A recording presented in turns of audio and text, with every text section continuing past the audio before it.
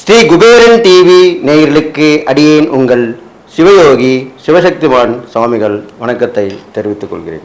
அன்பு நேயர்களே, இந்த பதிவுல சனி வக்ரகதி பலன்கள். இந்த வருஷம் மார்ச் 6ஆம் தேதி வாக்கியப்படி கும்பராசியிலிருந்து சனி பகவான் மீனராசிக்கு பயிற்சி ஆனார். இப்பொழுது அவர் வக்ரம் பெறுகிறார். மீனராசியிலிருந்து சற்றே பின்னோக்கி நகர்ந்து தன்னுடைய நிலைப்பாட்டை மாற்றிக்கொள்ளும், தன்னுடைய குணம் மாறிக்கொள்ளும். அப்போ இதனால என்னென்ன மாற்றங்கள் ஏற்படும், 12 ராசிகளோட பலன்கள் என்ன, அதை பற்றி தான் இப்போ இந்த பதிவில் விளக்கமாக சொல்ல போகிறோம். மீனராசி நேயர்களே, உங்களுக்கு உண்டான சனி வக்ரகதி பலன் தான் சொல்ல போகிறேன். உங்களுக்கு ஏற்கனவே ஜென்ம சனி இருந்தது. இப்போ அந்த சனி பகவான் வக்ரகதியில் பெற்றிருக்கார். அந்த விரயஸ்தான பார்வையும் அவருக்கு அந்த இடத்தின் மேல் பதிவு. இருந்தாலும் நீங்கள் ராசிபதி குரு பகவான், அதனால் பெரிய பாதிப்புகள் ஒன்றும் ஏற்பட போவதில்லை.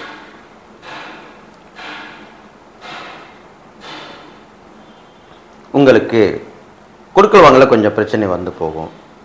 குடும்பத்தில் சில நேரங்களில் சில தொந்தரவுகள் தொல்லைகள் ஏற்படும்.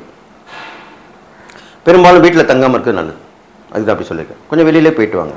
இந்த சனி வக்ரகதி காலம் வரைக்கும் அடிக்கடி வெளியில் சென்று வருவது, பயணங்கள் மேற்கொள்வது, இப்படி இருந்துட்டிங்கனாலே நல்லதாக நடக்கும்.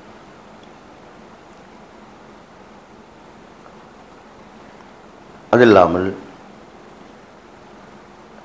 வழக்குகள், எதிரிகள் பிரச்சனை எல்லாமே கொஞ்சம் இருக்கும். அது சமாளிக்கக்கூடிய ஆற்றல் வளர்த்துக்கொள்ள வேண்டும். அதுக்கு ஏற்றவர்களை கூட பழக்க வழக்கம் வைத்துக்கொள்ள வேண்டும். இப்போது உதாரணத்துக்கு இப்போ நம்மளுக்கு ஒரு காவல்துறையில் இருக்கவங்க தெரிஞ்சவங்க இருந்தால் எவ்வளோ பெரிய விஷயம், நல்ல விஷயம் தானே. எதனா ஒன்று டக்குன்னு ஃபோன் பண்ணி சொன்னேன், ஓகேப்பா நான் பண்ணுறேன், நான் ஹெல்ப் பண்ணுறேன், உன் பிரச்சனையை நான் தீர்த்து வைக்கிறேன், இப்படி தான் சொல்லுவாங்க. அதுமாதிரி சட்டத்துறையில் உள்ளவங்க இந்த மாதிரி ஒரு பழக்க வழக்கங்களை ஏற்படுத்தி கொள்ள வேண்டும். அதுக்கப்புறம் பார்த்தீங்கன்னாக்கா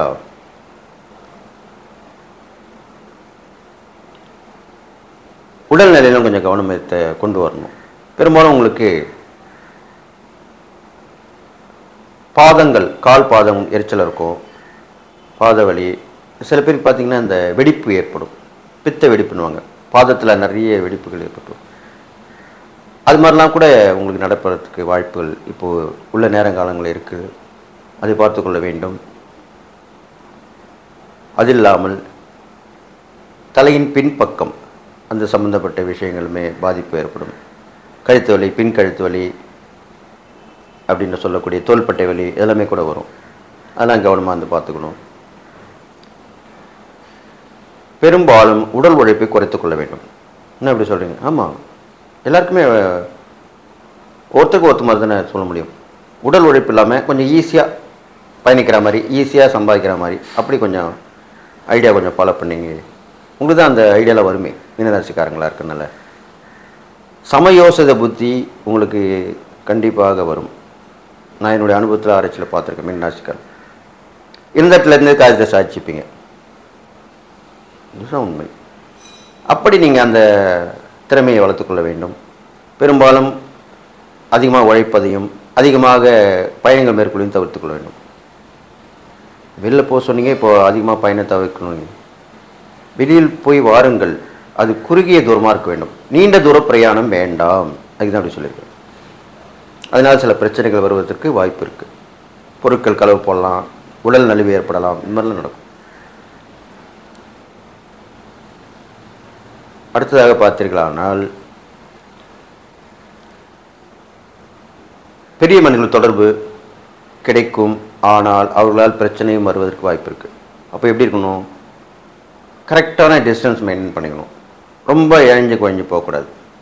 எப்பயுமே ஒன்று சொல்கிற கேட்டுங்க, பெரிய மனிதர்கள் பெரிய மனிதர்கள் தான். பெரிய மனிதர்கள் என்ன, செல்வம் செல்வாக்கு அந்தஸ்து இருக்கவங்க தான் பெரிய மனிதர். அப்படி பழகும்போது அவர்களுக்கு மதிப்பு குறையிற மாதிரியோ, மற்றவர்களும் பேசும்போது அவர்கள் பாராட்டி தான் பேசணும், பெருமையாக தான் சொல்லணும்.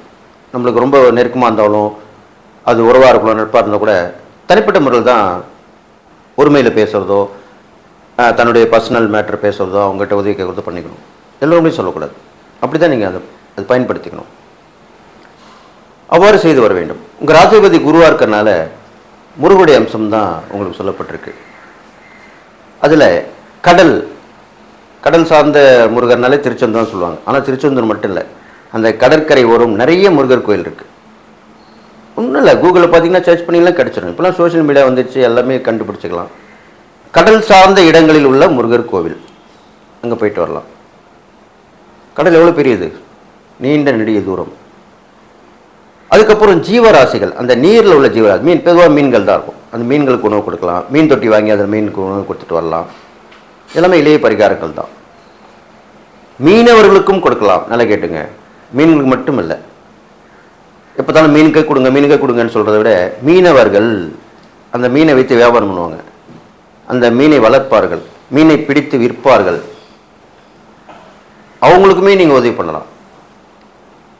மீனவர்களில் வசதியாக இருப்பாங்களா, அவங்களுக்கு இல்லை. எல்லாருக்குமே எல்லாமே கிடச்சிடாது. ஒவ்வொருத்தங்களுக்கெலாம் மீன் கொஞ்சமாக தான் கிடைக்கும். ஒவ்வொருத்தங்களாம் சின்ன மீன் கடை தான் வச்சுருப்பாங்க. அப்படிப்பட்டவர்களை தேடி கண்டுபிடித்து செய்ய வேண்டும். பரிகாரம்னா ஈஸியாக செய்யக்கூடியது அல்ல, கஷ்டப்பட்டு செய்தால்தான் எந்த பரிகாரமும் பலன் கொடுக்கும். இப்போ நான் சொன்ன மாதிரிலாம் பண்ணுங்க. மீனவர்களே ரொம்ப கஷ்டப்படுறவங்க இருப்பாங்க. படகு இருந்திருக்கும், அது காண போயிருக்கும், இல்லைன்னா உடஞ்சி போயிருக்கும், நஷ்டமாக இருக்கும். அதை வாங்கி கொடுக்க உங்களால் முடியலனா கூட பல பேர், ஒரு 10 பேரும் சேர்ந்து வாங்கி கொடுக்கலாம். அரசாங்கத்திடம் சொல்லி வாங்கி கொடுக்கலாம். ஏதோ ஒரு வகையில் செய்யணும். மீன்களுக்கும் மீனவர்களுக்கும் செய்ய வேண்டும். அது செய்து வந்திருக்கிறானால் சனி பகவான் எப்படின்னா, கஷ்டப்படுறவங்களுக்கு நல்லது செஞ்சால் அவருக்கு பிடிக்கும். நீதியாக இருந்தால் பிடிக்கும், நேர்மையாக இருந்தால் பிடிக்கும், உண்மையை பேசினால் பிடிக்கும். சில நேரங்களில் நீங்கள் கொஞ்சம் உண்மையை பேசுவது தயங்குவீர்கள், அதை மாற்றிக்கொள்ள வேண்டும். உங்கள் ராசிக்காரங்க அப்படி தான் குணம் வரும், அதை மாற்றிக்கணும். இதெல்லாம் பண்ணிட்டு வந்தீங்கனாலே இந்த சனி வக்ரகதி பலன், ஏற்கனவே ஜென்ம சனியாக இருக்குது, இப்போ விரை சனி பார்வையும் விழுது. இதில் காம்பன்சேட் பண்ண முடியாது. விரை சனி பார்வை கஷ்டத்தை கொடுக்கும், ஜென்ம சனி பார்வை உடல் பாதிப்பை கொடுக்கும். அப்போது கஷ்டம், உடல் பாதிப்பு, இந்த ரெண்டுத்தையும் நீங்கள் பேலன்ஸ் பண்ணணும். இதுக்கு ஆன்மீகத்தில் ஒரு கஷ்டமான நடைப்பயணம் அது மலை மேலே போகிற மாதிரி இருக்கணும். கொஞ்சம் தூரம் நடக்கணும், அப்புறம் மலை மேலே போய் இறைவனை தரிசித்து வர வேண்டும். அது முருகப்பெருமான் கோயிலாக இருக்கலாம், சிவன் கோயிலாக இருக்கலாம். இந்த 2 பேரில் யாராவது ஒருத்தர் கண்டிப்பாக இருக்கணும். அப்படி நீங்கள் அந்த நடைப்பயணத்தை மேற்கொண்டு, பாத யாத்திரைன்னு சொல்லுவாங்க, அது போயிட்டு வர வேண்டும். போகும்போதும் வரும்பொழுதும் தான தர்மம் செய்ய வேண்டும், உங்களால் முடிந்த அளவுக்கு. இது பண்ணிட்டு வந்தீங்கனாலே போதும். இந்த சனி வக்ரகதி பலன் உங்களுக்கு நன்மையை செய்யும். ஜீவசமாதி தரிசனம் பண்ணுங்கள். ஒரு குருவை ஏற்றுக்கிட்டு அவங்க வியாழக்கிழமையால் தோறும் அவரை வழிபட்டு வாருங்கள், விரதம் இருந்து வாருங்கள். இந்த காலகட்டத்தில் பேச்சை குறைத்து செயலை காட்டுங்கள். இது போதும், சரியாயிடும். எல்லாமே உங்களுக்கு நல்லது நடக்கும். பொதுவாகவே மீனராசிக்காரங்களுக்கு எல்லாமே தேடி வரும் என்று சொல்லக்கூடிய விஷயம் இருக்கிறது. அது நல்ல நேரத்தில், கெட்ட நேரத்தில் அதை மாற்றி நீங்கள் தான் போய் தேடி போகணும். தப்பு கிடையாது. அதனால் இந்த சனி வக்ரகதி பலன் உங்களுக்கு ஒரு மாற்றத்தை கண்டிப்பாக தரும் என்று சொல்லி எல்லா நலனும் பெற்று வாழ்வீர்கள் என்று வாழ்த்தி விடைபெறுகிறேன். நன்றி, வணக்கம். ஸ்ரீ குபேரன் டிவியை பார்த்தமைக்கு நன்றிகள். மேலும் இது போன்ற தகவல்களை தெரிந்து கொள்ள ஸ்ரீ குபேரன் டிவியை சப்ஸ்கிரைப் செய்யுங்கள். மறக்காமல் பெல் ஐக்கானை கிளிக் செய்யுங்கள்.